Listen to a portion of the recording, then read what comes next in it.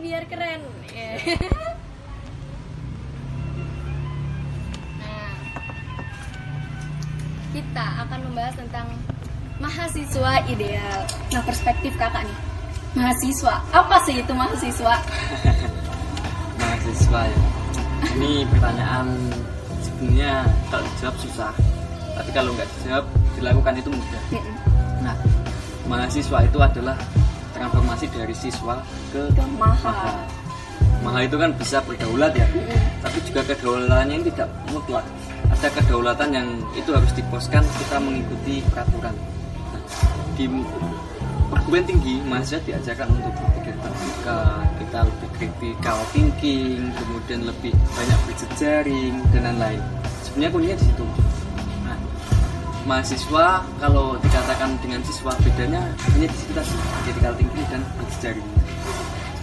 Lebih mudahnya gini, kalau siswa itu istilahnya kita masih disuapin sama guru. Sedangkan kalau mahasiswa kita yang harus mencari makan, mencari ilmu kesana kesini, gitu ya kak. Betul. Nah, teman gitu. Iya, harus mencari banyak relasi supaya otak kita banyak pemasukan ilmunya. Karena kalau ketemu orang, gelas yang sudah terisi pun harus dikosongkan, jangan sombong. Betul. Kan filosofis banget. Nah, Tiara mau nanya nih, role model kakak tuh siapa sih? Susah ya. Role model ya? Role model mahasiswa atau role model diri? Untuk kakak yang ngebuat, aduh aku pengen kayak gini, kayak gini tuh karena ingin mengikuti dia gitu, aku terinspirasi dari dia gitu, siapa tuh? Ya. Kalau dari aku sendiri sebenarnya nggak ada, tapi memang dari keinginan dari dalam untuk merubah mindset dulu yang waktu SMA, SMP, kemudian SD masih kanak-kanakan, kita sudah puas dengan kenakalan. Nah, pas mahasiswa kita maksimalkan untuk belajar yang lebih baik lagi, lebih baru lagi, kayak gitu intinya. Jadi masa main-mainnya tuh udah tuntas. Sekarang yang serius-serius. Kamu modelnya diri sendiri. Percaya diri dan keyakinan dari dalam hati. Gitu. Terus mahasiswa ideal itu seperti apa kak? Tolong jelaskan. Nah, seperti ini, seperti itu. Ini banyak indikator ya kalau kita mahasiswa ideal. Ada yang mengatakan mahasiswa ideal adalah ketika dia lulus 3,5 tahun kemudian dapat IPK cum laude. Tapi setelah itu nggak tahu kenapa mau ngapain, kan gitu. Arahnya pasti ke situ. Ada yang mahasiswa ideal tuh dia tergabung di banyak organisasi, banyak kenalan, tapi nggak lulus. Nah, kalau menurut saya sendiri, aku lebih pakai jalur moderat, tengah-tengah, yang adil kanan dan kiri. Betul, yaitu jalur akademis dan juga aktivis. Nah, mahasiswa ideal tuh harus memiliki akademis yang baik, harus memiliki aktivis yang baik, menjadi aktivis yang baik. Gimana caranya? Ya tadi kita mengikuti perkuliahan yang baik, kita mengupgrade skill keakademisan dengan baik. Yang harusnya mahasiswa itu membaca, itu paten itu, bukan hanya aktivis saja. Mahasiswa siapapun dia harus membaca, terus menulis. Nah, menulis dari bacaannya dituliskan, itu ideal. Jadi akademisnya dikatakan nggak cuma lulus 3,5 tahun, tapi kumulatif. Itu juga banyak pengetahuan dari membaca, banyak pengetahuan dari pengalaman, dan juga menulis. Itu yang akademis. Kalau aktivis tadi itu kita ikut organisasi yang itu benar-benar kebutuhan kita. Apa sih kebutuhan kita? Nah, itu kita buat skala prioritas. Organisasi apa yang bisa mengupgrade skill bakat kita, minat kita? Tiara itu enggak? Ikut UKM atau? Tiara nih ikut satu UKM dan ikut organisasi juga. Gitu. Nah, itu kan juga salah satu langkah awal untuk mengupgrade diri. Iya. Asasnya itu seperti itu. Kita harus ideal, punya target lulus kapan, tetap ya tanggung jawab pribadi kita dengan orang tua. Nah, tapi kita juga harus memiliki tanggung jawab untuk setelah lulus mau ngapain. Bukan dari sekarang. Ya, betul. Itu ideal Tiara. Biasanya nih, Sobat Febi, UKM itu biasanya passion kita tuh pengen kemana? Oh iya, kalau passion kita menulis, kita ikut UKM ini. Pasti Sobat Febi tuh udah tahu dong UKM apa aja. Untuk teman-teman yang mungkin baru kepo nih YouTube Dema Febi-nya, bisa dicari dan bisa kepoin juga Instagramnya Dema Febi YIN Surakarta atau Dema YIN Surakarta seperti itu. Kemudian gini kak, bagaimana nih jika kemampuan seorang hanya dalam satu bidang? Bisakah ia menjadi mahasiswa ideal? Nah, ini ya, ini berbicara tentang interdisiplin keilmuan atau multidisiplin ya. Ya. Nah, kalau satu bidang itu kadang itu definisi multidisiplin. Jadi dia ahli A, kemudian dia dikatakan sebagai mahasiswa A. Nah, kalau interdisiplin dia menyerap banyak ilmu, kemudian mengaktualisasikan dengan baik sesuai dengan kebutuhan. Nah, itu interdisiplin. Kita kan mau jadi UIN ya. Ya. Nah, UIN itu nanti kan juga ada fakultas sains. Nah, Oh, baru itu ya Kak, baru yang nanti diciptakan. itu kan kita harus menginterdisiplin ilmu. Semua harus kita pelajari, tapi kita tetap memiliki keahlian. Nah, tapi kalau dikatakan gimana? Hanya satu bidang aja bisa nggak sih jadi mahasiswa ideal? Bisa, tergantung kita. Kita itu dimiliki waktu 24 jam sama semua manusia. Ya. Yang membedakan adalah ya kita masing-masing mau membuat hal yang bagaimana, hasilnya kan berbeda-beda. Bagaimana kita memaksimalkan 24 jam. Nah, kalau kita memiliki satu keahlian itu jadikan pokok, tapi tidak memungkinkan dong kita 24 jam itu 1 jam lah untuk belajar ilmu baru, pengetahuan baru, kan nggak masalah. Iya. Nah, itu kita bisa menjadi ideal gitu.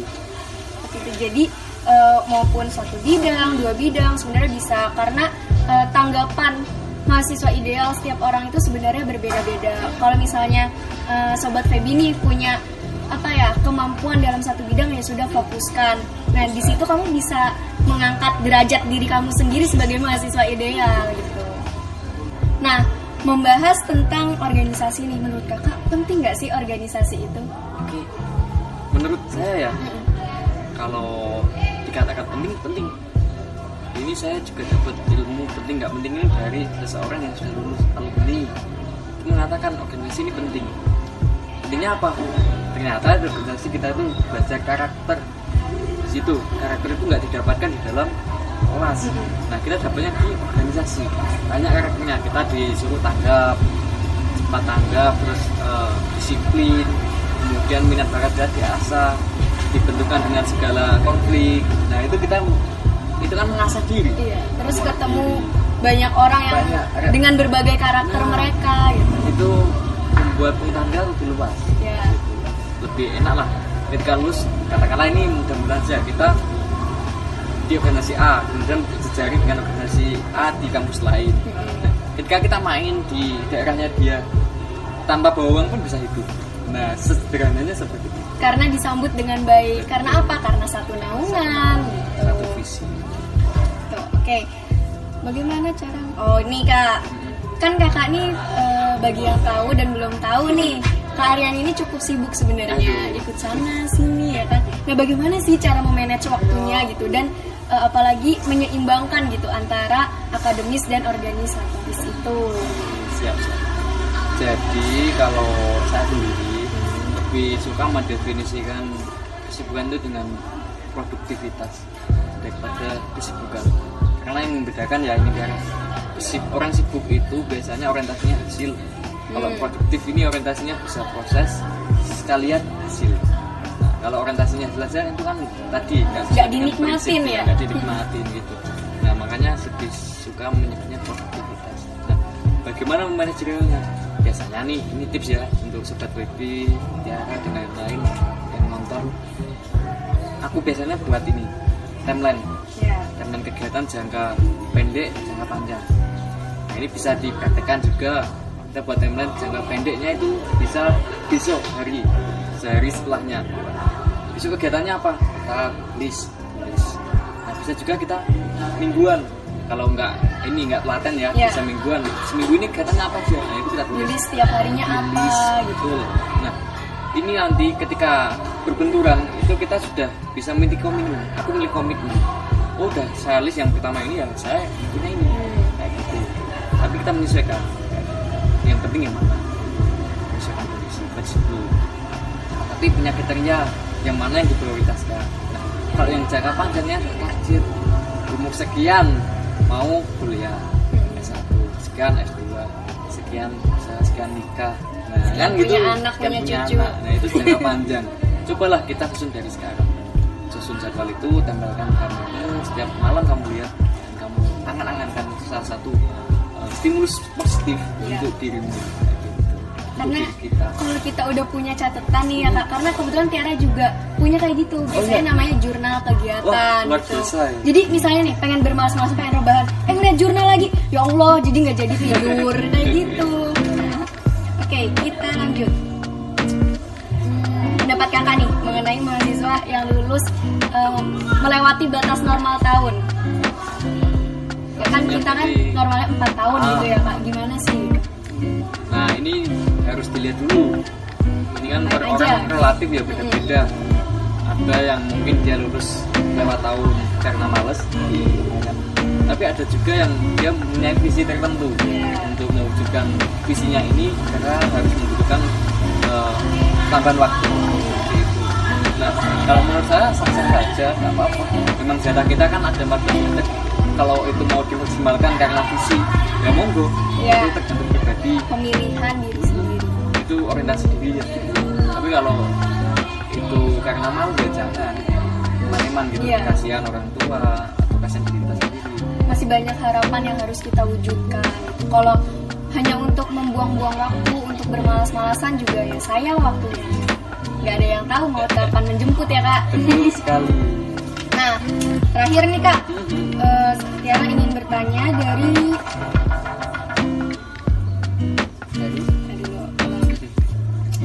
Nah, terakhir Tiara ingin bertanya nih kepada Kakak. Ini atas nama Sidik dari Link Aspiration Box nih. Menurut Kakak, ideal manakah di masa pandemik ini antara yang kuliah dan kerja namun IPK biasa-biasa saja, atau mahasiswa yang hanya fokus kuliah dan mendapat IPK tinggi, atau mahasiswa yang berkuliah dan seorang aktivis tapi IPK biasa-biasa aja? Yang mana tuh Kak? Ideal kan relatif ya. Ya. Kalau aku sih ideal semuanya sesuai dengan dirinya masing-masing, keadaan Ya. dirinya. Kalau dia itu kuliah sama kerja memang keadaan keluarga yang menuntut, ya itu ideal menurut dia, menurut keadaan dirinya. Kalau dia yang mau akademis IPK baik, kalau itu visinya nanti segera lulus dan lanjut S2 dan lain, itu juga baik, ideal. Terus yang ketiga lagi apa? Organisasi Ya. ya. Dia di akademis sama organisasi, itu juga ideal menurut visinya dirinya sendiri. Nah, tetapi kadang kita lupa untuk memprioritaskan atau menargetkan tadi loh yang Tiara punya juga jurnal kegiatan. Ya. Kita punya range berat jangka pendek, jangka panjang. Coba deh itu kita dari diri sendiri, dan kita mulai dari diri sendiri untuk mengaplikasi, dan kalau ingin merubah dunia, ya rubahlah dirimu sendiri dulu. Ya, betul. Nggak bisa kita rubah dunia tanpa merubah diri sendiri. Tapi karena kita mahasiswa nih Kak, kita kan istilahnya juga bayar UKT nih teman-teman. Ya kalau bisa mah jangan fokus ke kelas doang mata kuliah gitu ya. Tapi balik lagi sih ke diri masing-masing. Kan Tiara hanya menyarankan gitu. Banyak wadah-wadah untuk kita menyalurkan bakat-bakat kita seperti itu. Sayang kalau kita tidak mengoptimalkan. Sayangnya. Nah, makasih ya Kak. Ini Oke, kita pembahasan mahasiswa idealnya sudah selesai, pemulihan ekonomi nasional di masa Covid juga sudah selesai. Nah, untuk sobat-sobat Febi yang sudah mengirim aspirasi, pertanyaan ke link-link yang sudah disebar oleh kita, sobat-sobat Febi juga, itu jangan khawatir, kita tuh tetap baca semua, dan semoga kita bisa mewujudkan apa itu yang menjadi harapan sobat-sobat Febi di sana. Terima kasih ya Kak Aryan Siap, atas sama-sama, kedatangannya, sudah mau diundang ke Demo Febi untuk menjadi narasumber perdana kita di Ruang Dialog Podcast. Nah Kak Aryan, tolong dong kasih nih closing statement ke sobat-sobat Febi kita. Oke, closing statement ya. Ya. Kalau ini closing statement ini sebenarnya renungan untuk diriku sendiri, kalau mau digunakan untuk halayak juga. Jadi jangan berorientasi kamu berdiri di mana, tapi jadilah apa ketika kalian berdiri di situ. Itu. Menyesuaikan diri. Iya. Jadilah orang yang luar biasa, kamu berdiri dimanapun berada. Ya kalau istilahnya jadilah bunga teratai. Ketika dia di kondisi sampah, banyak limbah, itu dia tetap cantik, tetap memberikan nuansa keindahan. Ketika dia di bendungan dengan keindahan, dia juga tetap sama mengimbangi keindahan. Jadi kita menyesuaikan. Jadi apa? Itu Tiara. Ya, terima kasih sekali lagi kepada Kak Aryan ya.